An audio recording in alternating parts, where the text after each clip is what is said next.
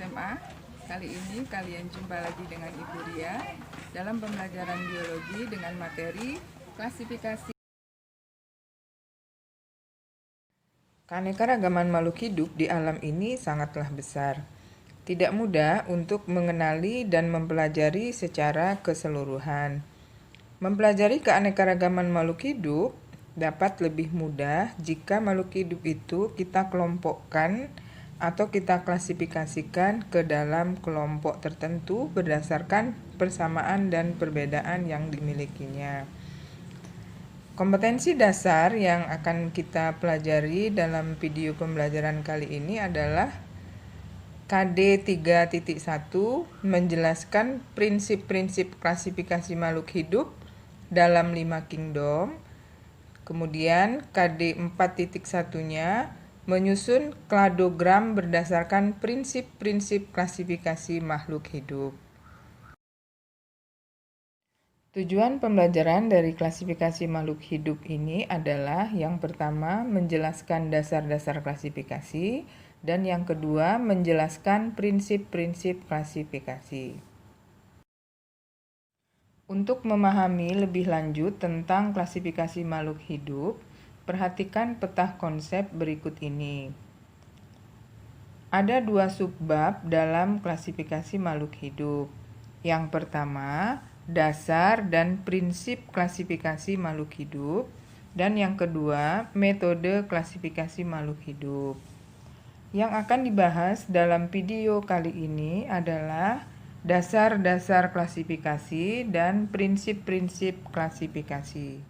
Anak-anakku semua, mengapa kita harus mempelajari klasifikasi makhluk hidup?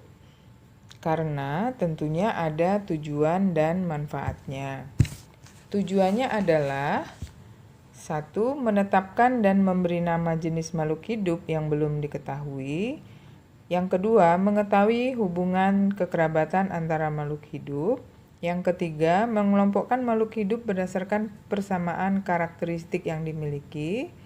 Yang keempat, mendeskripsikan karakteristik suatu jenis makhluk hidup untuk membedakan dengan makhluk hidup dari jenis yang lain. Dan yang kelima, untuk menyederhanakan objek studi agar dapat membantu dalam mengidentifikasi dan mempelajari makhluk hidup yang beraneka ragam. Dasar-dasar klasifikasi makhluk hidup yang pertama berdasarkan persamaan. Dilihat dari persamaan ciri-cirinya. Perhatikan contoh berikut. Ada ayam, kemudian burung, dan itik. Digolongkan ke dalam kelas Aves karena memiliki bulu, sayap, dan paruh. Yang kedua, berdasarkan perbedaan. Contohnya, pengelompokan hewan berdasarkan perbedaan, misalnya ada kucing dan ayam merupakan hewan yang hidup di darat, sedangkan ikan merupakan hewan yang hidup di air. Penggolokan tersebut berdasarkan pada perbedaan habitat makhluk hidup. Yang ketiga, berdasarkan ciri morfologi atau struktur luar dan anatomi atau struktur dalam.